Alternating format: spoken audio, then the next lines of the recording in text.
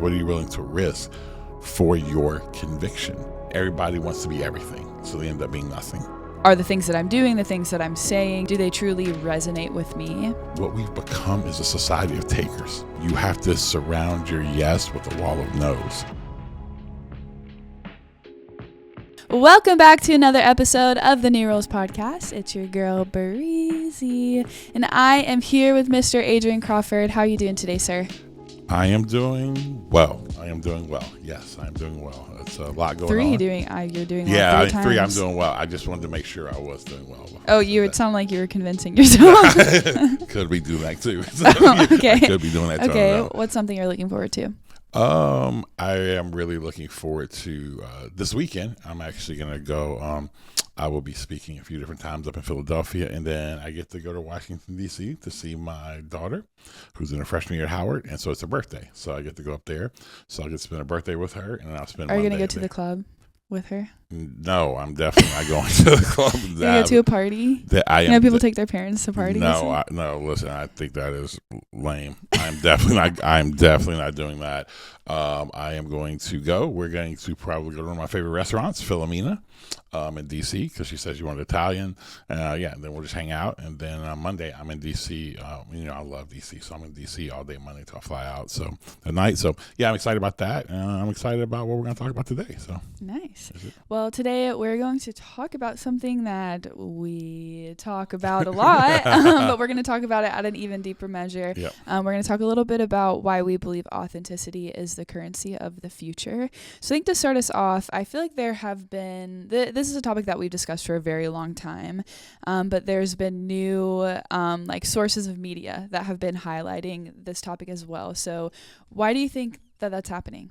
I heard this quote from, I think it was Brett Weinstein, was on Diary of a CEO, and he said that statement, that authenticity will be the currency of the realm.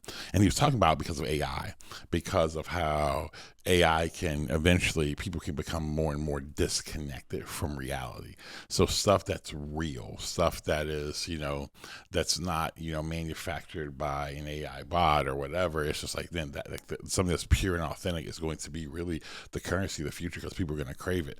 I think what we are seeing right now is a greater measure of disconnection.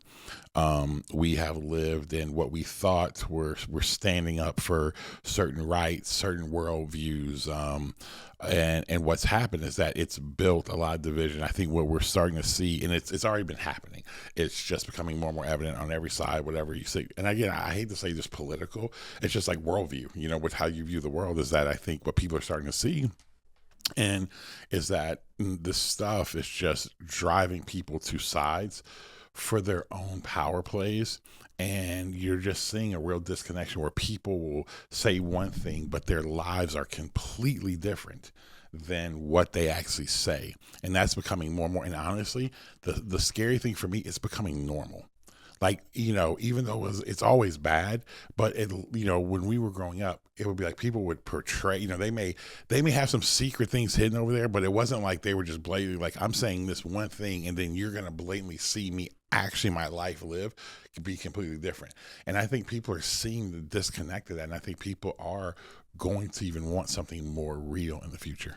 So what do you believe is different now than what has historically been true in terms of, is there a deeper shift in what people say that they believe versus how they truly live their life? Yeah, I just think that what social media has allowed, and I think some people, just leaders in general, I think there used to be there was kind of like a healthy pressure and culture to behave a certain way, to be someone who what you say you tried to do, right? And no one was perfect, but that's what now it's kind of like it's by any means necessary. However you win, you win.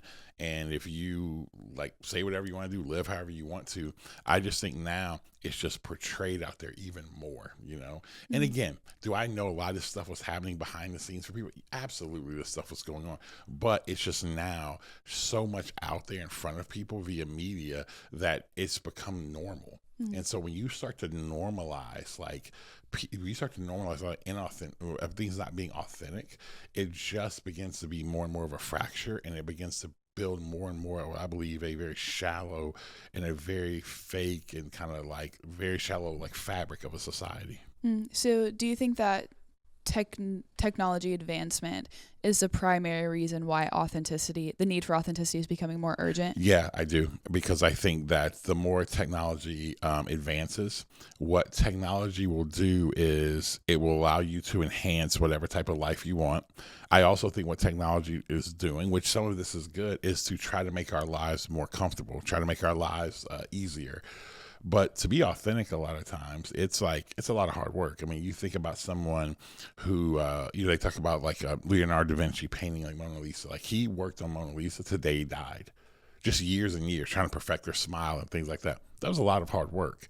Then you think about just that authentic painting of what that is. I think that across the board, I think like hard work and things that with pain and stuff like that, that helps something become authentic, helps a person become authentic, helps a community become authentic, helps people build authentic products, whatever it may be. And I think because of technology's advancement, it's going to make things easier, more comfortable, and it allows people just to live more and more, just kind of disconnect their lives. So we spend a lot of time throughout the New Rules podcast defining what we mean by authenticity, but for someone who might be listening to the New Rules podcast, and this is the first episode that they're listening to, will you define what we mean by that? Yeah, what we define is very simple, is that we believe authenticity is this idea of self-awareness, the ability to be self-aware. Resilience is a part of that as well, and it's the resilience to remain self-aware. Once you become self-aware, you have a conscious understanding of your feelings, your motives, and everything like that, then have the resilience, like this fortitude, to you're gonna have pressure from the outside, but to remain who you are, because that is a really important thing, because you're going to feel societal pressures, internal pressures, relational pressures to try to morph and shift to something different. And so it's the resilience to remain who you are. And then also, once you have that, we believe it's not just for yourself, but you actually need to use those skills, those gifts, all the stuff of your life to go empower others, to empower society, community, your family, relationships, so on and so forth. So that's kind of how we define it: self-awareness, resilience, and empowerment. So when you think about authenticity, and if I'm listening to this and I'm asking myself, am I an authentic person? I think one of the first things that I would do was think a lot about, when it comes to expressing myself, are the things that I'm doing, the things that I'm saying, the things that I'm thinking about, do they truly resonate with me? And I do think that that's a necessary part of becoming an authentic person or living an authentic life. But what's the difference between that and your emotions largely defining what it means to be authentic? So whatever it is that I feel I am isn't necessarily true. Yeah. But at the same time, even when we talk about authenticity, there's a huge part of it that requires you to be aware of what resonates with you. No, that's a great question. I think it's the idea of when we talk about this, it's a lot of times we don't think deep about just the motives and intentions of why we feel a certain way. Why is that a passion? How did that passion get formed? Has it always been there? I think we just say, oh, I feel this, so that must mean I'm passionate about this. But that could be there because of just real events, real pain, real whatever. You know what I mean? An example would be if you just told me, am I passionate, or do I feel like I have a gift of communication, right? Or leadership? I would have said, absolutely not. I would have been like, no, man, I'm going to be a number 3, 4, 5. And that was formed out of a lot of insecurities, a lot of brokenness, a lot of stuff like that. But when I look at the evidence, even when I wasn't trying to lead, I ended up leading, even though I never wanted to, right? So I think that the thing is that it is about, like, there are a part of it, it's about feelings, it's about, man, a passion, but it's to think deeper of why and how those things were formed. Some of them may just be natural. And that's when you're like, oh, that was just always been there. And you're like, oh, that's something to be very curious about. But I think if people start thinking that way, and also even like why, because sometimes we want to do something, or man, it's because it's a popular thing, or we feel like it's going to give us acceptance. It's going to get us in the right social circle. It's going to get us in the right financial level, or whatever it may be. So I think people have to be willing to be honest with themselves and really dig deep. And I think that's a hard part. I just don't think that today we spend a lot of time being honest and thinking deeply about why we do what we do, because that takes time to figure out. When people just say like, oh man, I just know who I am. Like we were talking about earlier, I said earlier about how something is authentic and you build something, it takes to build something really good that's authentic, it's a lot of pain, it's a lot of work that goes into it. Same thing for a person. It's just not like, oh yeah, it's just naturally who I am. We think it's just, oh, I just feel this way, so this is who I am. It's easy. No, there's a lot of deep thinking and things you have to go through, and being in community and all that stuff like that, that can actually help you figure it out. So it's a real process. What do you mean by currency? I mean that I think it'll be something that just how currency can pay for things, currency opens up opportunities and doors. Currency is valuable.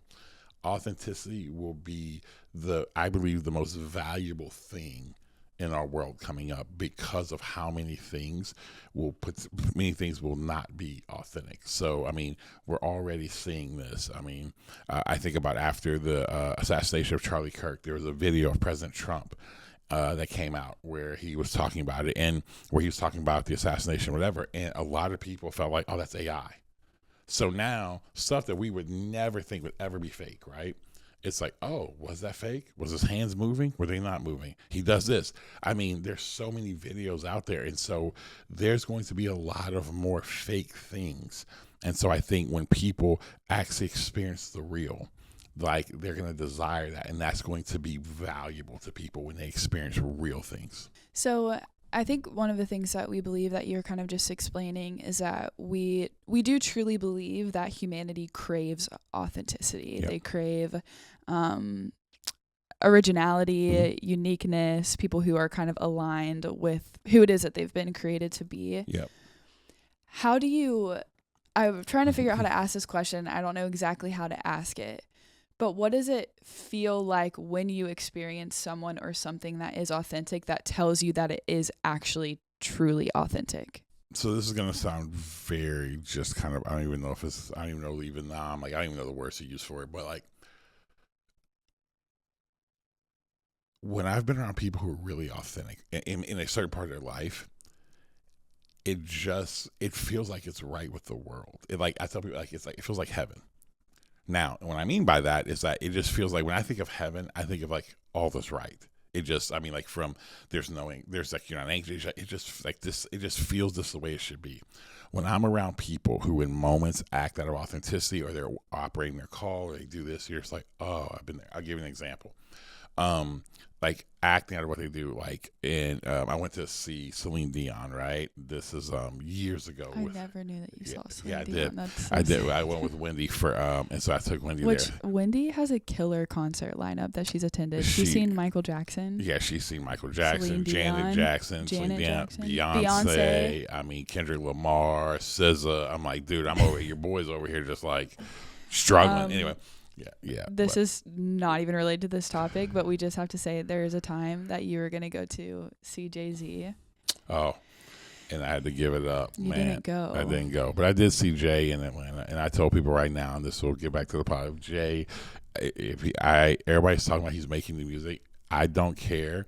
He could be in freaking like Uzbekistan, and I will be right there. That's the only concert he does. But anyway, but going back to what it feels like, it's like when I went to see Celine Dion, and I was in there. I didn't know like any of like Celine. I mean, maybe like one song, whatever. But being in there and watching someone operate genuinely out of, not just she was talented, because I've been around a lot of talented people, but it was the essence of who she was, the type of music, it was like I was in there. I'm like, where am I at? Like, it just like, it was like a piece that was going on in there. And again, and it was very hard to explain, like I saw that. I've seen, like, I was in the gym one time with Stephen Curry, and watching him be who he is. It's just like, you watch it and you're like, oh, it just makes sense. I've been on coaches and artists and whatever. It feels like there's a piece. When you watch somebody operate in there, there's a joy that's there. You're just like, man, this is amazing. And some stuff you just can't explain. That's why people used to watch like Tiger Woods sometimes play golf. People be mad. People don't hate golf. They just watch it like they're mesmerized. They can't understand why, because you're watching someone, not only that they're super talented, but they're doing what they're supposed to do within that. I was going to say, because you gave examples that I think someone could maybe rationalize it as excellence. Yes. What your experience is the wake of someone's talent. So how would you describe the difference between that? I think it's the idea that, yes, there is a talent that's there. I also think that it's I've been around talented people and seen them do great stuff, and you're just like, oh, that was like awesome to watch. But it wasn't. I say it wasn't like transformational, right? Like here's another great example. Like and I used Stephen Curry a minute ago. About us in the Olympics, the last Olympics that was in Paris, they're playing in the finals, and or they're playing the gold medal game, and it's a tight game between USA and France. It's in Paris, it's a big deal, whatever. And I'm watching it with my son up in the movie room, and Steph Curry goes on this run, and it was in these shots he makes four. I think it was four threes. I mean, it was unreal. But here's what it was. I tell people it was probably, I've been around a lot of basketball. It may have been I wasn't in the building, but it may have been my top two basketball moments or in my life, because what I saw in that moment not was just talent. I saw a man being who he was.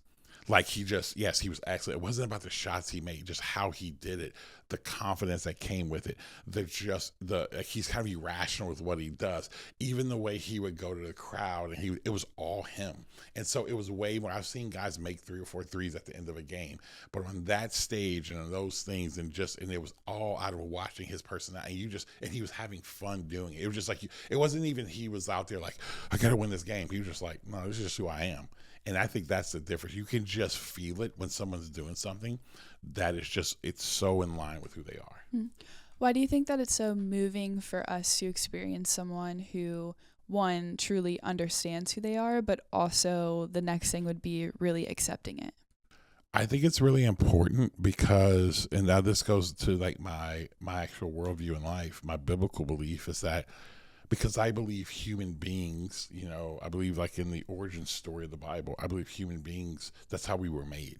That was supposed to be the original story, where human beings were already integrated. And I think that we're born not integrated. Thomas Merton says this, the Christian mystic says that to be born human is to be born false, because the Bible teaches that humans are born into sin. So there's a marred image that's there.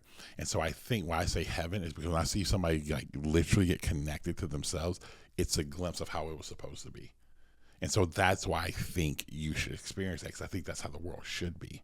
And I think we have a responsibility to have glimpses of that while we're here. How is authenticity different from honesty, transparency, vulnerability? I think all of those are part of authenticity. I think that when you think about like honesty, to be authentic, I think you need to be honest. I think you need to be vulnerable. I think all of those things are like ingredients. You know what I'm saying? I think they're part of it. They may not be the main three when I talk about self-awareness, resilience, empowerment, but I think they're like some other ingredients that are actually a part of it. But I think that you can be honest, like a person that tells the truth, right?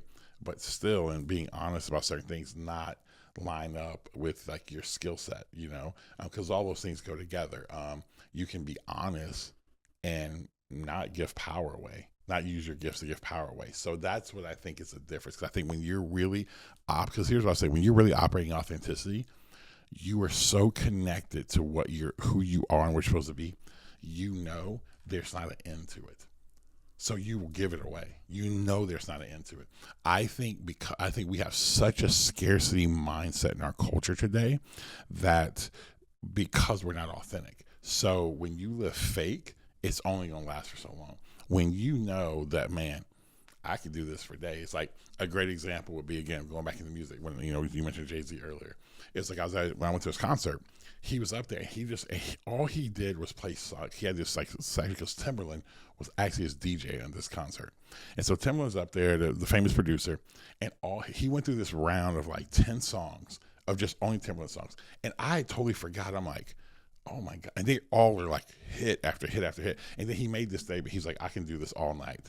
And it was like in that moment, it was like that's one of the toughest lines, but it's true, because like when you see someone operating in that, they can go and just go because like they know there's no end to it, because they're just actually connected to their skill set, to who they are, what they're really trying to bring to the world. I just think that's the difference, and I think that is when authenticity really flourishes. Is it possible for someone though to be practicing self-awareness, resilience, and empowerment and still not experience what it feels like to be in the zone, or like experience a flow of like passion and purpose. Yeah, I think so, because I think that also becomes a practice consistent. Like, I think like, because all those things have to line up, right? I tell people at 47 now, even now as we're talking about this, like this is something I feel like I am called to do in the world to unlock authenticity. So it's like, I feel as we're talking right now, I'm like, oh no, I could talk about this stuff like all day long, but could I have done that like 10 years ago? Probably not. I think you have to practice. So I think sometimes you cannot be in the zone because you haven't worked at it enough. Your skill hasn't developed enough, or whatever that may look like. And so but I do think you'll get glimpses of it, but not like that fullness of stuff like that. Mm-hmm. So if self-awareness, resilience, and empowerment, mastering those skills, practicing those skills consistently leads to an authentic life, what is needed in order to grow in self-awareness, resilience, and empowerment? I think there's three things that happen when it comes to getting that. I think it's this idea of curiosity, compassion, and this idea of conviction. I think, first of all, this idea of curiosity. You have to make a decision that you want to go on a journey to really discover what's there. I believe that a lot of times in our lives that things are buried underneath just real pains, real events, our own ego, our own pride, our own kind of trauma moments. There's a lot of stuff that can go in there. And so to do that, it's like somebody who's going to try to discover like a treasure. Like, you have to be willing to be curious. You have to be willing to follow clues and keep going, right? And the thing about being curious, sometimes you're going to be curious and go into a place. Like, you remember sometime when you're a kid, you're curious, and you may like, I'll never forget like being a kid and like going into the basement sometimes, like, I'm like, oh man, I'm curious to go get something. And you're like, oh, then I get down, I'm like, why did I do this? Because I feel like somebody would kill me in the dark basement, right? Like, sometimes you're going to go be curious and you're going to go to a place that's kind of dark. But will you stop? Or will you keep going past that? Would you do the work you have to do to keep going past that? So I think being curious is key. I think being compassionate, because here's what's going to happen. As you start to go through this process, what you'll start to realize is that you'll start seeing negative things, how certain things have formed you, you'll start to see that, man, there's times where you're not really aware. There's times where you're not authentic. There's times where you're not resilient, times where you don't give power, times you're selfish, at times like, you have bad motives and intentions, all those things. But let that be a sign for you. Let that be information to you. And you can't get the information if you go right to judgment, right? Yes, that, hopefully, like, that, man, having envy is wrong, right? Man, having ulterior motives that you communicate this but doing something different, that's wrong. Lying, wrong, whatever it is. But the thing is, so what we'll do is become the judge. No, that's wrong. I can't believe I did that. And then shame hits. And when shame hits, it's over, right? I can't believe I did that. That's stupid, man. I'm never going to be authentic. I never can do this. I'm always lying. I'm that, whatever. Versus asking yourself, okay, but why? Why did I lie? Why am I envious of this, or whatever it may be? For other people, no, it's actually having like they've got to get past. Some people may not even be aware that this is wrong, but they've got to be willing to go past that, And then I think the other thing with the idea with conviction is conviction is so key, because once you start to realize those things, will you believe it? And will you walk in those things with outright conviction? And conviction is like, no, I just believe this, that I'm willing to give up time, energy, money, effort, whatever for this thing. And I think that even right now, as I talk about this idea of authenticity and what I feel like the world's going and all this stuff, right? It's like, I feel like even as I'm talking about this, that's what this whole last year for me, I think has been all about, is developing a deeper level of conviction. Because I've had so many signs that, man, this is it. And even I thought, even we were just talking with our staff earlier, and somebody on our staff was like, man, how something I said back in 2022 about what was something that was going to happen, blah, blah, blah. And they're like, man, it's happening now. And I've had so many of those things. And that's not to say, oh, I'm just some special human. No, not at all. But what I think it is signs saying, no. I feel like one of the things about being and seeing in the future is where you actually take those convictions and those bets. And I've seen enough times when I felt something that they've worked. And I think I still hedge my bets. I go in and I'll go in, okay, I'm going to put hey, I got, everybody says, man, make sure you have a diversified portfolio. So, all right, I'm going to go in with 50 over here, 50, just in case I'm wrong, 25 over here. So don't, I feel like right now I'm like, no, I feel like I'm being put in a space like, no, where you push every last one of your chips to the middle of this table to go after this thing. And so I think conviction is the last part and it's super important. Can you describe a little bit more on how you just related being a futurist to conviction? Yes. Like, how'd you get there? Yeah. Thank you. I know I do that a lot. I jump to places and I'm like, oh. And it might have just been an example for you. Yeah. But I don't want somebody to hear it and think, oh, in order to practice conviction, I have to be a futurist. No. How I connected those dots is the fact that a conviction that things at times I can sense ahead of things or can see, when I say see things, like I read patterns and, I study history and do all that stuff to try to predict and see what could happen. So for me, what I will do is at times I will say things, which is fine. I tell people I'll have like 25 or 50% conviction. Conviction moves you towards something, right? So I'll move towards it, but I'm also like kind of hedging it a little bit because I'm like, well, what if I'm wrong, right? And a lot of times when you are a futurist and other people are not, and say like they're your friends or people close to you, you're like, they'll think you're like, yeah, whatever, you're crazy. And you're like, well, man, the majority is saying I'm crazy, so I probably am. But now I've got enough evidence saying like, man, I'd rather just go for it. And so that's how I connect conviction with futurists, because it's like, if I'm really going to live in that way, I've got to, like, if I believe these things are happening and I've go through my practice, all the stuff that I do that's happened in the past, it's like, no, I got to go all in. Nope, this is it. And when I say conviction, it's not that I have to go like shout it from the rooftops. It's more about, no, I don't have to say it to anybody, but my life, my energy, my time, money, all of it needs to go to the things you're convicted about. So you have to be willing to test your theories. Yes, like if this is who you are, you have to be willing to test, is that actually reality? Yes, 100%. Because it's like, okay, if you say this is real, then let's see it. Yeah, like it is growing up. Everybody can talk a big game. Everybody can say whatever until you're like, all right, well then let's see. What are you willing to put out there? What are you willing to give up? What are you willing to sacrifice? What are you willing to risk for your conviction? And so I tell people, if you're like, because when we talk about authenticity, this is how it ties. When we talk about authenticity, today, a lot of times it's talked about, it's just like, it doesn't cost people anything. It's just like, yeah, this is just who I am. And they think it should just be easy. I'm like, no, when you're like, it costs you something. Because now you're saying, no, because here's what you're doing. You're saying, if this is who I am, I'm letting all this other stuff go. I think that's a problem today. Letting go of the things that I'm not. That you're not. And I think that's a problem today. Everyone thinks everybody wants to have, they have access points to everything. And everybody wants to be everything. So they end up being nothing. Versus it being, man, I am this, so I'm saying no to that. And like I said it before, you have to surround your yes with a wall of no's. And I think that's very hard for us in this society we live in, to where we've been taught we can have it all and we have access to it all. And so I think in having access to it all, more and more people become more and more fragmented versus being able to say, this is actually who I am. And I want to be really clear. When I say that, that's not a job. I think that's what's been wrong in the past. People thought that was a job. Oh, well, I'm supposed to be I'm a blacksmith. So I'm a blacksmith. That's what I do. I'm a painter. That's what I do. I'm a rapper. That's what I do. I'm in tech. That's what I do. Versus saying, no, that's an assignment. That's a container. That's not the content of who you are. Mm-hmm. And so I think that is so I want to be really clear in that. When I say saying yes to something, it's saying yes to the essence and to the essence of actually who you are as a human being. Mm-hmm.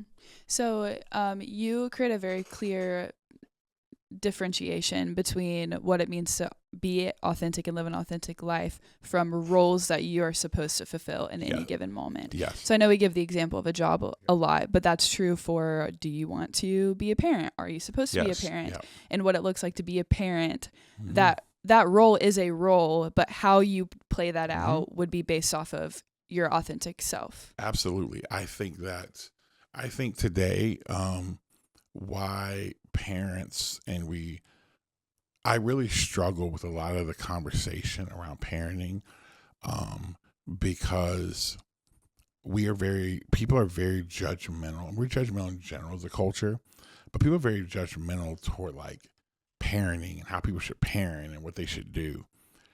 I think that they're like some like universe. It's kind of like, I think there's some like universal fundamental things like that are themes or things you should do as a parent, right? Like, you should like provide for your children. I think that's a fundamental thing. I think you should, I think there's the idea of protect your children. I think there is the fact of being able to, discipline your children. Now, you think about discipline, that comes in so many different ways. But I think that's a fundamental thing to help grow a healthy human being or whatever, right? I think so many people, we are so obsessed in our culture about containers, how it looks versus the content, because I think that's why parents, it ends up being very difficult. I think it leads to at times parents, even in their marriages, it going sideways in certain things. And it's not the only reason, so hear me in that. But I think it's a time where people aren't even authentic in their own families, where I've seen fathers who were like phenomenal financially. Or here's a better one. I've seen fathers who are phenomenal when it comes to organization, right? And they're married to someone who is not, a wife who's not. So, but because of we have these quote unquote, like, roles that we play in society, right? Where normally, what was it for a long time? The woman was a homemaker, husband went to work. So when it comes to all the kids, the wife deals with all that. The husband goes and makes the money, right? Now, I think those are just, in that, but what if the husband's so, like, he's organizing, a $5 billion company and his wife's not organized? Like, why wouldn't he use that skill to organize the kid's schedule? Like, you know what I mean? It's like, I've seen that before. I've seen people like, and they go home and they're like, they literally are completely opposite of who they are at work. And I think that leads to that fragmented life. And so, so I say all that as a parent, it matters, man. Like, with my children, and I could go down this road for a long time. It's like Wendy and I had to work really hard to try to say, we're going to be this and we're going to get judgment for that. But will we be who we need to be? We're going to get judgment for how we raise. We're going to get judgment from Christians. We're going to get judgment from people in her studio space, people in community, whatever. But will we be willing to do that, and we'll do the work to be authentic and living that way? Do you think that it's that people don't fulfill a role the way that they truly believe that they should because of judgment? Or do you think that fear of judgment keeps someone from figuring out a new way for them to truly fulfill the role? Which the latter. I think it's the fear of judgment. I do think people judge. I also think we think everybody in the world's judging us too, when not everybody's judging you. There will be some people who judge you, but not everybody's judging you. And so I think we make it bigger than what it needs to be, but it is a real thing. So I think a lot of times the fear of what does that look like, it won't cause people to try things and to be different. Like, I'll give you a great example. One of my regrets I have as a husband is that I waited way too long to allow Wendy to, and when I say allow, it's more like I really did push against this to run into what she really was supposed to do, because I was in an environment that it was like, man, the wife was at home. Even then, man, it was like public school is the enemy. You homeschool your kids, the whole deal, right?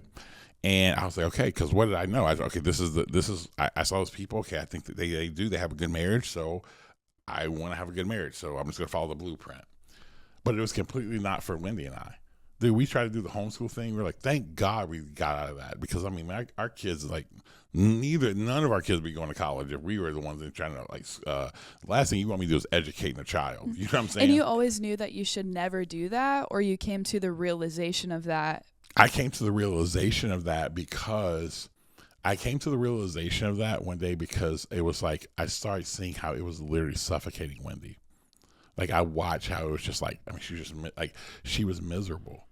And I was like, why? And I finally stopped. I'm like, okay, what's first principles for us in our family? To have kids who are, kids who love God, they're good citizens, they're respectful, all this stuff, right? And they're walking with it. What does that mean? I'm like, does it mean we have to be at school? No. Does it mean that Wendy has to stay home? And no. Because, I started thinking about this. I'm like, the same people who say that are the same people in churches who are like talking to their congregants about, man, being all these things, and two people work. So what do they do? Like, a lot of times we don't have answers for those people who both parents work and they're working 50 hours a week. We're not helping them figure out how to actually raise kids in a culture right now. What we'll just say is like, well, some of you just need to sacrifice and don't go to work. No, there's a way to figure it out because we have to get the first principle thinking. And so I think that for me, I started realizing I was being so shaped by the form of stuff instead of getting to the essence and the bottom line of who we were supposed to be to bring our family to the world. Do you believe that because authenticity is going to be the currency of the realm? Well, hold on, wait. Before I get to that, what is realm? What the currency of the world? Currency of the world. The future? Yeah. Like when you okay, so when you think about like, so the word the realm was like when you think about, well, if you watch like Game of Thrones or you watch like when it's over there, like, oh, like they're the king of this realm. So it's just society, cities, whatever. So yes. Yeah. Okay. Well, the reason why I was asking is because we've always said the currency of the future. Yeah. And so when we say the currency of the realm, does that mean that we're saying it's the currency right now? No. Well, what I'm saying is like I do believe that it will be the currency of the realm. It will be the currency of the future. Okay. So yes, the future is fine. That makes sense. We'll go with that makes sense. I was just wondering. Okay, but that wasn't the question I was going to ask. What I was going to ask is, do you think that as authenticity becomes a more valuable currency, does more valuable mean that we're going to be more accepting of it? And because the reason why I asked that is because it seems like the more that you know who it is that you're supposed to be, the less that you are everything. When you're everything, there's a lot less people are a little bit more accepting because you're not as clearly drawing a line into something. Yep. So it does seem like there's a level where the more that you become authentic, the more people are either going to either accept or reject a clear aspect of you. Does that make sense? It makes complete sense. I think it'll look different for different people. For example, there are certain experiences, right, that only 5 or 10 people can go to, and it may cost them, for a night, $50,000, $100,000. Well, that's valuable. But it's only for a certain handful of people, right? I think for some people, there's a lot of value going to a, the Breezy Bowl, right? Whatever, Chris Brown concert, all right, whatever. I'm just not, but it's a stadium full of people, like. Again, that may be a bad example, but it's valuable to people. So I think people will have things for some. What they have being authentic will appeal to a lot of people. For some, it'll only appeal to a certain group of people, a certain niche of people. And I think that's important. I think that is what I think what's going to slowly start to get crushed. And we're starting to see this in the social media realm and world where people are not just looking for people with the largest following. They're actually looking for people who are experts, maybe in a specific. They only have like 3,000 followers, but they are very much so an expert, and they're curating. Like I think me and you were talking about, they're curating these events, these brands with like this one thinker with about 40 people or something like that, because this person is an expert in this one thing. I think that's going to become more valuable because everybody can hear the talking points and the thought leaders who have all this big platform, but no, it's like something about being in a room. And I'll give you an example of that. John Maxwell, who is probably in our generation, he's probably in the 70s now, was the guy when it came to leadership. He's written, probably 50 plus books on leadership. Yeah, this is the number one book, the 21 Irrefutable Laws of Leadership. So he kind of is the father, I think, of what we call modern day leadership. John Maxwell, I have read his books, did that. That was, went to the masses. I sat in a room with John Maxwell and 20 other people.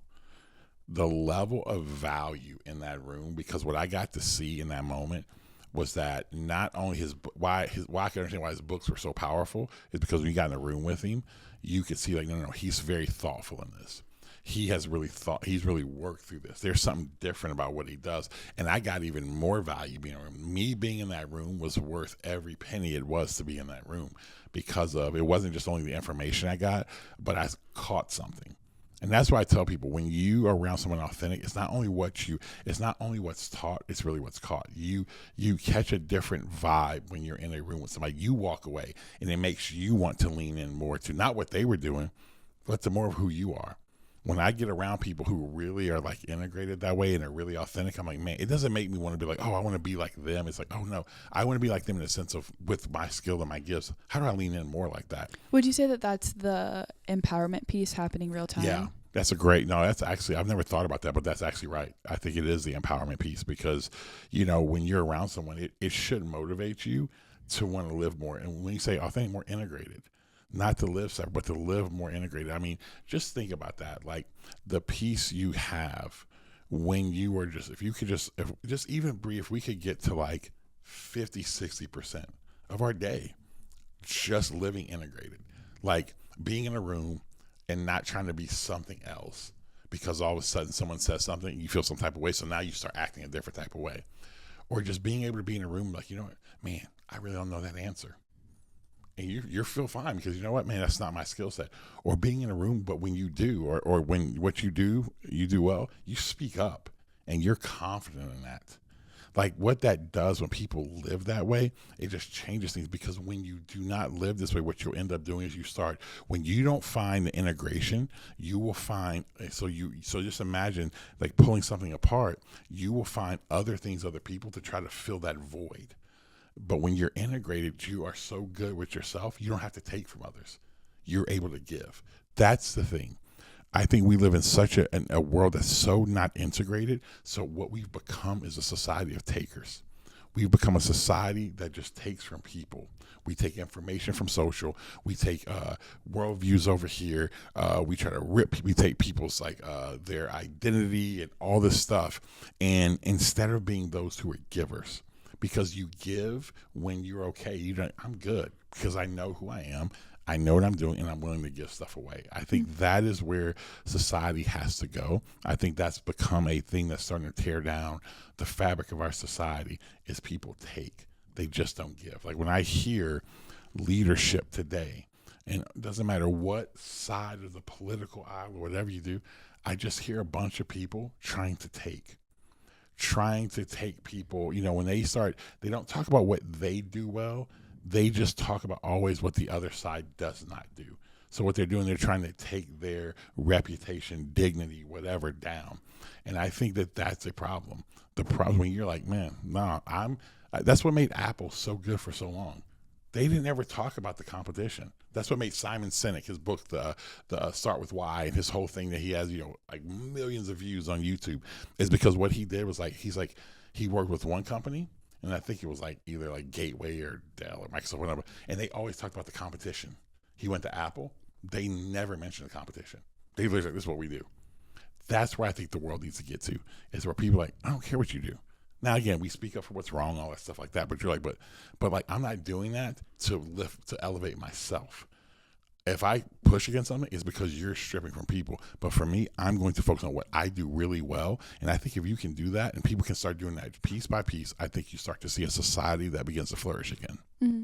So I guess whenever you talk about take, and you can correct me if I'm wrong, I just want to make sure I'm understanding. It feels like there's two sides of it. So there's one side of it where it's more like I'm adopting who you are because I believe that who you are is better than who I am. Yep. And I think it'll give me whatever it is that you I want, that I want. Yep. But then the other side of it sounds a little bit more like greedy. Like whenever you're talking about someone who is like, I don't know. Can you describe that other side a little bit more? Because I'm getting a little bit confused. So you're saying when you're talking about, when I was saying about, you started off by talking about adopting somebody else's qualities or characteristics and defining them as your own authenticity.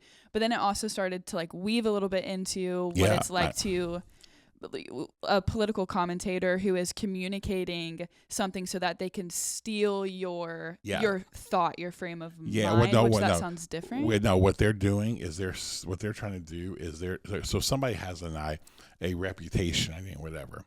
What I think they do in that moment is they try to take that. They're always talking, instead of just telling what they do well, they look at them and they start saying, okay, they're trying to I want to take your followers as well.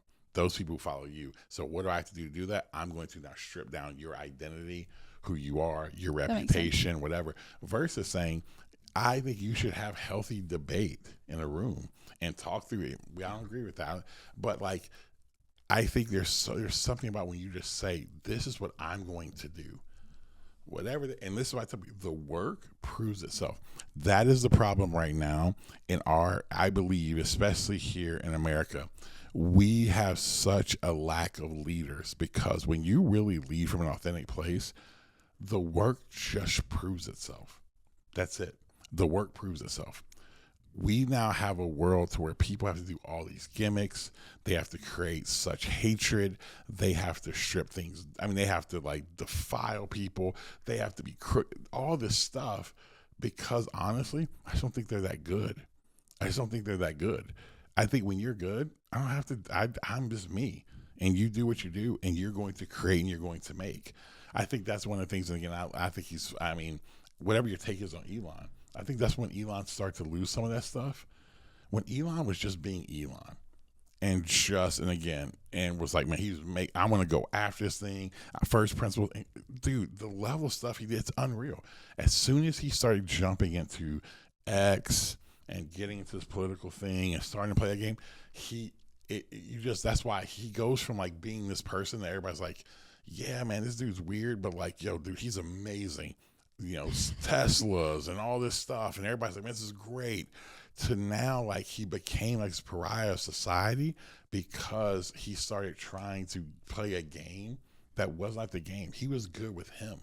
He was good with what he was building. Because you think about, you're telling people you're gonna, like, first of all, with PayPal, they changed the credit card industry. Then you go after like automotive, which no one has done that. Then you go after like space, which only federal governments will be the only one to do that. People think you're like, yeah, you got to be like, this is what I do, because nobody's going to think, yeah, you can do that. Everybody thought he was out of his mind. But when he did it, he became beloved. But then he became hated because he started playing on the playbook of everybody else. He started now becoming, I got to get to the political realm. Now he started getting all these opinions about this, and this, versus just doing what he does so well, which is inventing and making and breaking down barriers no one could do. When he does that, he's great. This X stuff and it's no different. I mean, he's just like everybody else. And I think that's when he lost it. So he's a great example. And I think now he's out of the government. He's kind of whatever. It's actually, I think you're going to start seeing, you'll start seeing Tesla and SpaceX and them things start to get back because they lost so much money back, because you know what? You're not hearing about him as much anymore. You're not hearing about him as much in the media anymore because I think he's trying to lock in there. So authenticity is often used maybe as a noble word to describe self-indulgence. Mm-hmm. Yes. How is what we describe as authenticity different from that? How does authenticity bring flourishing both to the individual but also to the community? I think it starts with the idea that when you know who you are and you have that integration, remember like we said, if you're not integrated, you're separated. So there'll be a void there. So then you will fill that void with something. And normally what that means, you have to take from other people. You have to use people in relationship. You have to step over people. You have to do whatever in order to fill that void. The other thing, so once you're integrated, the other thing is that you're not being integrated for the sake of yourself only. The point of becoming authentic is so that you can use your skills, your gifts, and all of that to go see humanity flourish. Because if you know that, man, when you're locked into who you are and you're connected, you're willing to freely give, because that's who I am. You know what I'm saying? Like, I don't run out. This is who I am. So I'm not going to run out. I'm just going to keep, I can give, and I won't run out. You will live in an abundance mindset, not a scarcity mindset. And so that is the difference of what we mean. When people say in today's world of authenticity, how society has hijacked it, that is absolutely not authentic. That's actually fake. What we call authentic in today's society is actually the opposite of that.